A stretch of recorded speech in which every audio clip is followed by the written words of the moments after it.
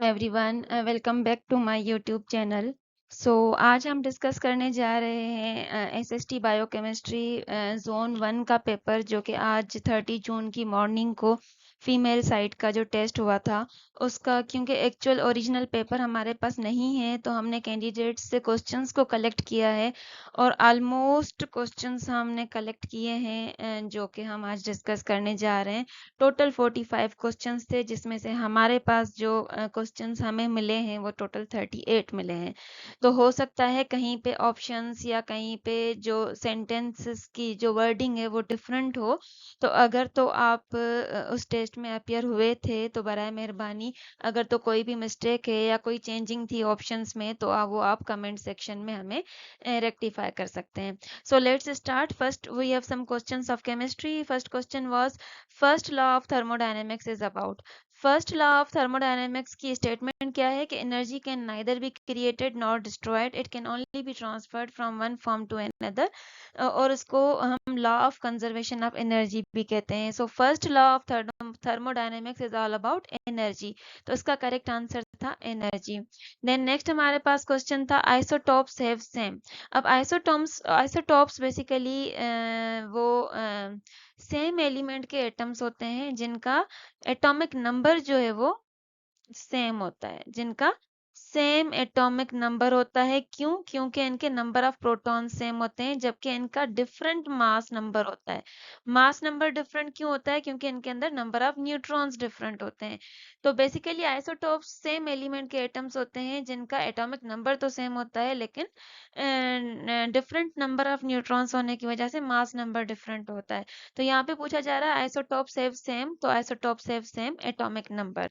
Then next is which gas is most abundant in air. Gases में atmosphere में air में gases होती हैं, तो सबसे पहले जो फर्स्ट नंबर पे जो मोस्ट एबंडेंट गैस होती है वो नाइट्रोजन होती है, जिसका 78% होता है एयर में। देन सेकंड नंबर पे हमारे पास ऑक्सीजन होती है 21%। देन थर्ड नंबर पे हमारे पास आर्गॉन होती है 0.9%। एंड देन हमारे पास कुछ trace gases and carbon dioxide वगैरह होते हैं। तो मोस्ट एबंडेंट गैस एयर में कौन सी होती है? Nitrogen. Nitrogen is the correct option here. Then next हमारे पास था which element is more abundant in human body. Human body के अंदर कौन सा एलिमेंट सबसे ज्यादा पाया जाता है? तो अगर तो हम मास के हिसाब से देखें तो ऑक्सीजन जो है वो बाय मास हमारी बॉडी में 65% प्रेजेंट होता है, जबकि कार्बन जो होता है वो 18% प्रेजेंट होता है, हाइड्रोजन अप्रोक्सीमेटली 10% प्रेजेंट होता है।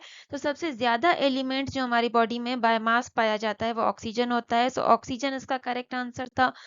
देन नेक्स्ट हमारे पास क्वेश्चन था from equilibrium removing the product from equilibrium changes the direction toward. अब ली शेटेलियर्स प्रिंसिपल जो हम केमिकल इक्विलिब्रियम में पढ़ते हैं, सपोज हमारे पास कोई भी रिएक्शन है, A plus B gives product. Okay, कोई भी रिएक्शन है हमारा जिसमें ए प्लस बी मिलकर क्या बना रहे हैं? प्रोडक्ट बना रहे हैं, और ये हमारा क्या है? रिवर्सिबल रिएक्शन है। कुछ टाइम के बाद सपोज इस रिएक्शन में आपका इक्विलिब्रियम एस्टेब्लिश हो गया है। अब अगर तो हम कंसंट्रेशन चेंज करते हैं रिएक्टेंट्स की या प्रोडक्ट्स की, तो आपका इक्विलिब्रियम डिस्टर्ब हो जाएगा। ली शेटेलियर्स प्रिंसिपल क्या कहता है कि अगर तो हम कोई भी फैक्टर को डिस्टर्ब करेंगे तो इक्विलिब्रियम अपने आप को उस तरफ शिफ्ट करेगा जिस तरफ वो एक्शन अनडू हो जाए।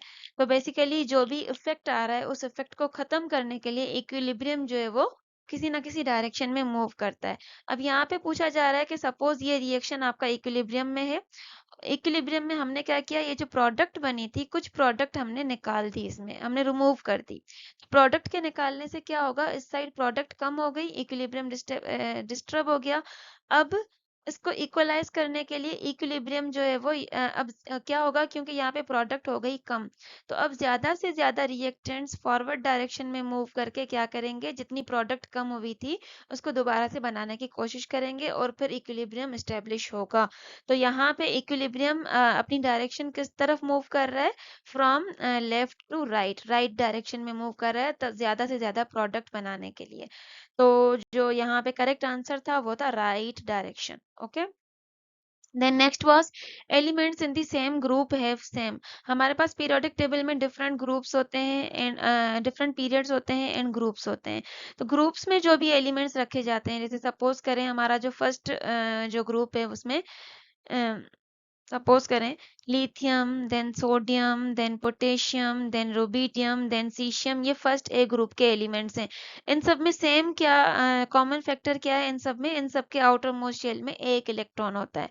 तो बेसिकली ग्रुप्स में जो भी एलिमेंट्स रखे हुए होते हैं उन सबके वैलेंस इलेक्ट्रॉन सेम होते हैं। सो इसका आंसर था वैलेंस इलेक्ट्रॉन्स। देन नेक्स्ट हमारे पास क्वेश्चन था फार्मूला ऑफ कार्बोक्सिलिक एसिड पूछा गया था। तो कार्बोक्सिलिक एसिड का जनरल फार्मूला RCOOH है, जिसमें से R आपका अल्काइल ग्रुप होता है, COOH आपका कार्बोक्सिल फंक्शनल ग्रुप होता है। Then next which is the bonding type in water molecule. अब यहाँ पे जो क्वेश्चंस हमें कलेक्ट हुए हैं उसके हिसाब से हमें एग्जैक्ट ऑप्शंस तो नहीं मालूम, लेकिन वाटर के मॉलिक्यूल में बॉन्डिंग कौन सी होती है? एक हाइड्रोजन ऑक्सीजन के साथ कनेक्टेड होता है और दूसरा हाइड्रोजन भी ऑक्सीजन के साथ कनेक्टेड होता है। इनके अंदर क्या होता है? कोवेलेंट बॉन्ड के थ्रू ये बॉन्ड बना हुआ होता है। ऑक्सीजन एंड हाइड्रोजन के बीच में सिंगल कोवेलेंट बॉन्ड होता है। अब अगर तो आपके पास ऑप्शंस थे ionic bond, covalent bond, metallic bond, तो आपका आंसर क्या हो जाएगा? Covalent bond. लेकिन अगर आपके पास ऑप्शंस थे पोलर कोवेलेंट बॉन्ड था या नॉन पोलर कोवेलेंट बॉन्ड था, तो इन दोनों के बीच में ये जो बॉन्ड है कोवेलेंट, ये होगा आपका पोलर कोवेलेंट बॉन्ड होगा, क्योंकि ऑक्सीजन इलेक्ट्रोनेगेटिव है, इस पे पार्शियल नेगेटिव चार्ज आ जाएगा, हाइड्रोजन पे पार्शियल पॉजिटिव चार्ज आ जाएगा। क्योंकि ये प्योर कोवेलेंट बॉन्ड नहीं है, इस पे पोल्स क्रिएट हो जाते हैं। जो भी कोवेलेंट बॉन्ड डिफरेंट एटम्स के बीच में होता है वो बेसिकली पोलर कोवेलेंट बॉन्ड होता है। तो वाटर मॉलिक्यूल के अंदर कौन सा बॉन्ड होगा? कोवेलेंट होगा, और अगर स्पेसिफिक पूछा गया था तो पोलर कोवेलेंट बॉन्ड होगा। देन नेक्स्ट पूछा गया था hydrogen molecule is formed from. तो हाइड्रोजन का जो मॉलिक्यूल होता है उसमें दो हाइड्रोजन के एटम्स एक दूसरे से सिंगल कोवेलेंट बॉन्ड के थ्रू अटैच होते हैं। तो अगर तो आपके पास ऑप्शंस थे आयोनिक, कोवेलेंट एंड मेटेलिक, तो आपका करेक्ट ऑप्शन क्या होगा? Covalent bond.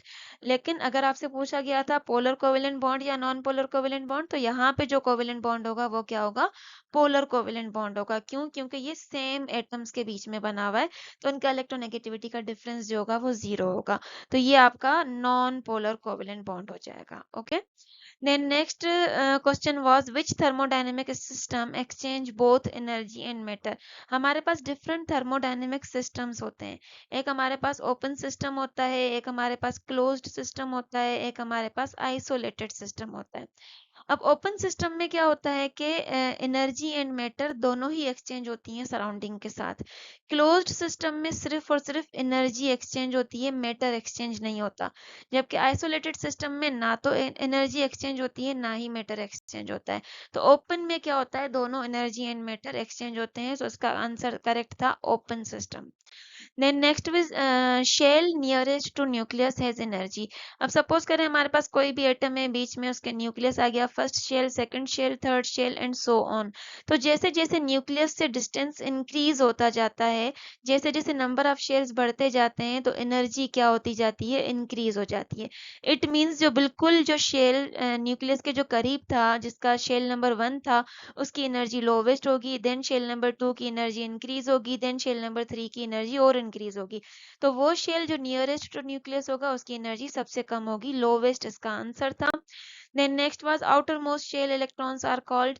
किसी भी एटम में जो सबसे बाहर जो शेल होता है, जिसको वैलेंस शेल भी कहा जाता है, उसके अंदर जो इलेक्ट्रॉन्स होते हैं उनको वैलेंस इलेक्ट्रॉन्स कहा जाता है। देन नेक्स्ट हमारे पास क्वेश्चन था केल्विन स्केल स्टार्ट्स फ्रॉम। तो हमें पता है कि केल्विन स्केल जो है वो 0 केल्विन से स्टार्ट होती है, और 0 केल्विन को अगर हम सेंटीग्रेड में देखें तो हमारे पास kelvin is equals to centigrade plus 273। Kelvin क्या है? 0 is equals to centigrade plus 273, और यहाँ पे ये हो जाएगा 0 minus 273 is equals to minus 273। तो जो केल्विन स्केल बेसिकली तो 0 केल्विन से स्टार्ट होती है, लेकिन 0 केल्विन सेल्सियस के कितने बराबर होगा? माइनस 273 डिग्री सेल्सियस के इक्वल होता है। तो केल्विन स्केल बेसिकली कहाँ से स्टार्ट होगी? अगर तो ऑप्शंस में 0 केल्विन है तो 0 केल्विन होगा, सेंटीग्रेड है तो minus 273 centigrade. Then next is pressure exerted by atmosphere at sea level in atmosphere। Basically standard atmospheric pressure जो सी लेवल पे होता है वो 1 एटमॉस्फेयर होता है। दूसरे यूनिट्स में देखें तो यही 1 एटमॉस्फेयर आपका 760 मिलीमीटर मर्क्यूरी के बराबर होता है, और यही आपका जो है वो 101325 पास्कल्स के बराबर होता है, और यही आपका पीएसआई में 14.7 पीएसआई के इक्वल होता है। तो आपके पास क्वेश्चंस में एटमॉस्फेयर में पूछा गया था, तो जो नॉर्मल स्टैंडर्ड एटमॉस्फेरिक प्रेशर होता है वो 1 एटमॉस्फेयर होता है। Then next is which food contains more energy. जो एनर्जी जो न्यूट्रिएंट्स प्रोवाइड करते हैं बेसिकली, तो अगर हम प्रोटीन, कार्बोहाइड्रेट एंड फैट्स को देखें तो प्रोटीन्स जो है वो पर ग्राम जो है वो 4 किलो कैलोरीज पर ग्राम प्रोवाइड करता है, जबकि कार्बोहाइड्रेट जो है वो भी सेम 4 किलो कैलोरीज पर ग्राम प्रोवाइड करता है, जबकि फैट्स जो है वो 9 किलो कैलोरीज पर ग्राम प्रोवाइड करता है। तो सबसे ज्यादा एनर्जी कौन से फूड में होती है? फैट्स में होती है। तो C, fats is the correct answer. Then next we have some questions from biology section. Which of the following has no cell wall? इनमें से कौन सा ऐसा है जो जिसके अंदर सेल वॉल नहीं? तो बैक्टीरियाज जो है बेसिकली बैक्टीरियाज की सेल वॉल होती है, और वो किस चीज की बनी हुई होती है? पेप्टिडो ग्लाइकन की बनी हुई होती है। और फंजाई में भी आपकी सेल वॉल होती है जो चाइटिन की बनी हुई होती है, और प्लांट में भी आपकी सेल वॉल होती है जो सेल्यूलोज की बनी हुई होती है। जबकि वायरस जो है वो एक ट्रू सेल नहीं होता, इसके ऊपर प्रोटीन की कोटिंग होती है, इसमें सेल वॉल बेसिकली नहीं होती। तो यहाँ पे करेक्ट आंसर आपका हो जाएगा वायरस। वायरस के अंदर सेल वॉल प्रेजेंट नहीं होती। देन नेक्स्ट कुछ कैंडिडेट्स ये कह रहे हैं कि 2 एमसीक्यूज थे, जिसमें एक में पूछा गया था कि लार्जेस्ट सेल किसका होगा, दूसरे में पूछा गया था कि स्मॉलेस्ट सेल किसका होगा। लेकिन कुछ लोगों ने हमें जो एमसीक्यू भेजा है उसकी ये वर्डिंग थी। तो अगर तो आप लोग आज अपीयर हुए थे टेस्ट में तो आप हमें सही से करेक्ट कर सकते हो। तो किस हिसाब का क्वेश्चन था? बेसिकली कॉन्सेप्ट सेम है दोनों का। यहाँ पे पूछा जा रहा है कि रिलेटिव साइज ऑर्डर किसका है लॉन्गेस्ट टू स्मॉलेस्ट?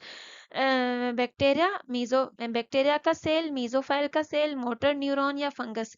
इनमें से सबसे लार्जेस्ट सेल किसका होगा और सबसे स्मॉलेस्ट सेल किसका होगा? तो हमारे पास जो लार्जेस्ट टू स्मॉलेस्ट जो ऑर्डर है, तो लार्जेस्ट सेल हमारे पास होता है किसका? मोटर न्यूरॉन का, देन मीजोफाइल सेल, देन फंगस, और सबसे स्मॉलेस्ट किसका होता है? बैक्टीरिया का। तो अगर तो लार्जेस्ट सेल पूछा गया था तो मोटर न्यूरॉन था आंसर, अगर तो स्मॉलेस्ट सेल पूछा गया था तो बैक्टीरिया था आंसर उसका। Then next was which is the longest phase of cell cycle?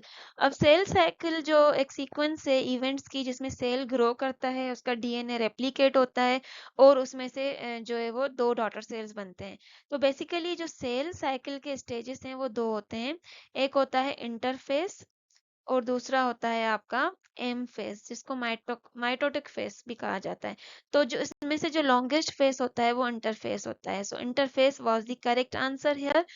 Then next is crossing over occurs in which phase? अब बेसिकली क्रॉसिंग ओवर क्या है? जब जेनेटिक मटेरियल एक्सचेंज होता है बिटवीन होमोलोगस क्रोमोसोम्स, जिसकी वजह से जेनेटिक वेरिएशन जनरेट होती है, उसको क्रॉसिंग ओवर कहा जाता है। और ड्यूरिंग मियोसिस 1 क्या होता है? जो स्टेज आता है हमारे पास प्रोफेज 1, उसमें basically exchange of genetic material होता है जिसको क्रॉसिंग ओवर कहा जाता है। तो कुछ कैंडिडेट्स का कहना था कि एमसीक्यू ऐसा आया था कि उसकी वर्डिंग थी कि एक्सचेंज ऑफ जेनेटिक मटेरियल कौन से स्टेज में होता है।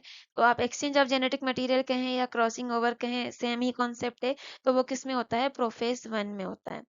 Then next was same kind of organisms which can interbreed and produce fertile offsprings are called. Basically ऐसे organisms जो आपस में interbreed करके fertile offsprings को produce करें, उनको कहा जाता है स्पीशी कहा जाता है। So species का आंसर था। Then next in taxonomy a group of different kinds of organisms having same features. different kind of organisms हों लेकिन उन सबके characteristics same हो, उनको किस ग्रुप में रखा जाता है? उनको फैमिली में रखा जाता है। सो यहाँ पे फैमिली था आंसर। अगर तो यहाँ पे आपके पास ऑप्शन जेनस था तो इसकी जो ब्रॉडर टर्म होगी वो जेनस होगी, तो वो होगा आपका correct answer. Then next was which of the following produce their own food? Virus, bacteria and animal में से कौन अपना खाना खुद प्रोड्यूस करता है? तो हमारे पास एक होते हैं ऑटोट्रॉफ्स जो अपने खाने खुद बनाते हैं, जो अपना फूड खुद प्रोड्यूस करते हैं, और वो कौन होते हैं? प्रोड्यूसर्स होते हैं। और जो कंज्यूमर्स होते हैं वो क्या होते हैं? वो होते हैं हेट्रोट्रॉफ्स। हेट्रोट्रॉफ्स वो होते हैं जो अपना फूड खुद प्रोड्यूस नहीं कर सकते, और वो जो प्रोड्यूस्ड फूड है उसको कंज्यूम करते हैं, उनको कंज्यूमर्स कहा जाता है। तो अगर तो हम हमारे ऑप्शंस को देखें तो बैक्टीरियाज, एनिमल्स एंड वायरस में से वायरस जो है वो अपना खाना खुद प्रोड्यूस नहीं करता, ये होस्ट पे डिपेंड करता है।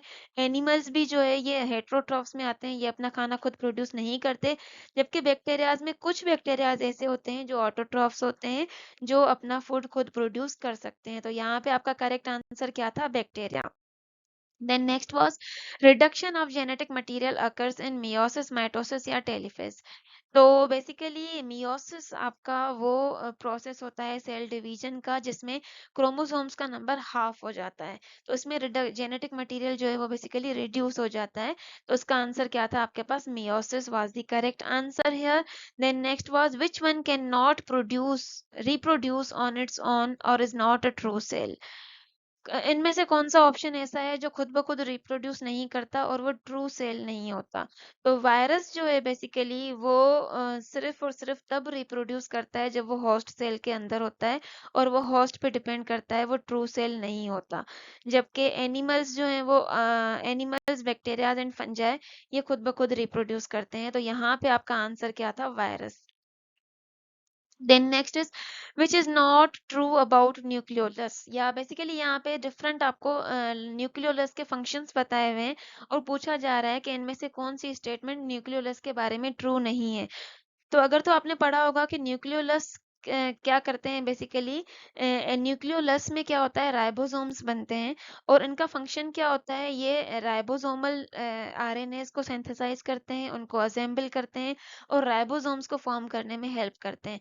तो synthesis of rRNA, processing of rRNA, site of ribosomal assembly, ये तीनों करेक्ट हैं अबाउट न्यूक्लियोलस। तो इनमें से कोई भी स्टेटमेंट ऐसी नहीं है जो कि ट्रू नहीं है। तो यहाँ पे आपका आंसर क्या था? None of these.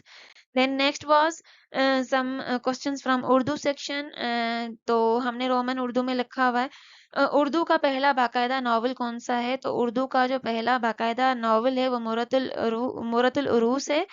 मुरतुल उरूस उर्दू का पहला नावल है और ये किसने लिखा था? ये डिप्टी नज़ीर अहमद ने लिखा था 1869 में। ये फर्स्ट उर्दू नावल कहा जाता है इसको। देन उर्दू नसर का बाकायदा आगाज किस दौर से हुआ था? उर्दू नसर का बाकायदा आगाज फोर्ट विलियम कॉलेज के दौर से हुआ था। तो इसका करेक्ट आंसर था Fort William College. Then Urdu तनकीद का आगाज बाकायदा तौर पर किस किताब से माना जाता है? तो मुकदमा शेर व शायरी जो किताब है इसके थ्रू जो है वो उर्दू तनकीद का बाकायदा आगाज हुआ था और ये अल्ताफ हुसैन हाली ने लिखी थी 1893 में। देन नेक्स्ट जीके के कुछ क्वेश्चन थे। उसूल फिक इस्तेहसाब का मतलब क्या है? तो इस्तेहसाब का मतलब बेसिकली ये है कि जो भी आपका जो साबका हालत है या प्रीवियस जो हुक्म है उसको बरकरार रखना जब तक कि आपके पास कोई पर्टिकुलर एविडेंस ना हो। तो इसका मतलब क्या होगा? बेसिकली प्रिजम्पशन ऑफ कंटिन्यूटी, ये था इसका करेक्ट आंसर।